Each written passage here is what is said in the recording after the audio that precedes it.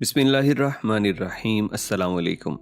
फ़लस्तीन के लिए हम बहुत से मामलात में मजबूर हैं कि कर कुछ नहीं सकते, लेकिन वो चीज़ें जिनके ऊपर हमारा इख्तियार है, कोई ख़र्चा भी नहीं, हम उनके अंदर भी बेहिसी की इंतहा कर रहे हैं, चाहे अवाम हो या फिर हुकूमतें। आपको कुछ वीडियोस दिखाने वाला हूँ जो सऊदी अरेबिया और तुर्की, दो बड़े इस्लामी ममालिक से सामने आईं। ठीक उस वक्त जब ये तकरीबात चल रही थीं तो गज़ा के अंदर फ़लस्तीन में बमबारी से बच्चे, ख़वातीन और बूढ़े अपनी जान की बाजी हार रहे थे, और इधर होंठों पे मुस्कुराहट और सेलिब्रेशन करने का भूत सर पे सवार था।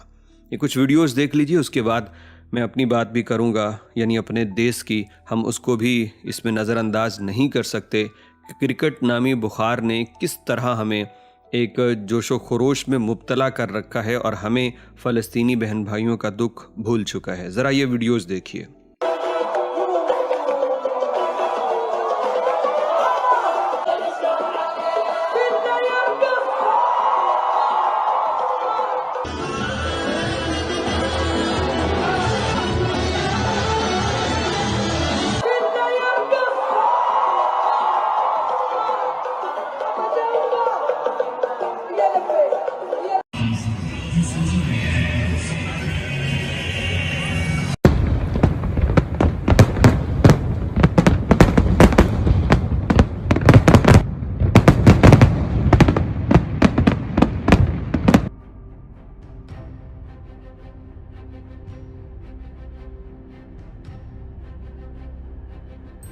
आखिर इन दोनों मुल्कों में ये जश्न की वजह क्या है? तो सऊदी अरब के अंदर मौसम रियाज शुरू हो रहा है, वो हर साल करवाते हैं। यहाँ पे बिज़नेस है भाई, वो लाजमी है। अब उसको वो फ़लस्तीन के लिए बंद तो नहीं कर सकते, और उनसे आप पूछ लीजिए तो वो कहेंगे कि हम करें भी क्यों, हम इसकी तकरीबात बिज़नेस बंद ना करें, इसकी तकरीबात को सादा भी क्यों रखें या मनसूख भी क्यों कर दें, इसके बगैर ही क्यों ना शुरू करें, ये हमारा बिज़नेस है।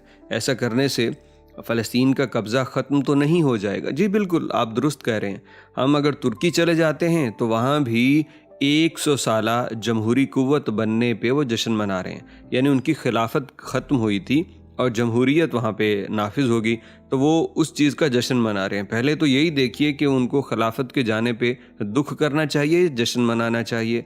हमारे पाकिस्तानी बहन भाई जो सुबह शाम कमाल अतातुर्क को बुरा भला कहते रहते हैं कि इस्लाम दुश्मन था, वो उनका मसीहा है, वो तो रजब तैयब एर्दोगान का भी मसीहा है। तो वहाँ पे वो एक जमहूरियत जो कायम हुई खिलाफत को ख़त्म करके, उसका और 100 साल पूरे होने का जश्न मना रहे हैं।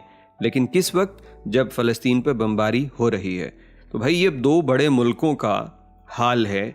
छोटे छोटे मुल्क अपने हिस्से और अपनी कैपेसिटी के मुताबिक इस अमर के अंदर अपना हिस्सा डाल रहे हैं। पाकिस्तान ने बताया आपको कि जिस तरह से वर्ल्ड कप जारी है, माशाल्लाह से सारे मैच ही हम बुरी तरह से हार रहे हैं, और टीम मेरे ख्याल वापस आने वाली है पाकिस्तान।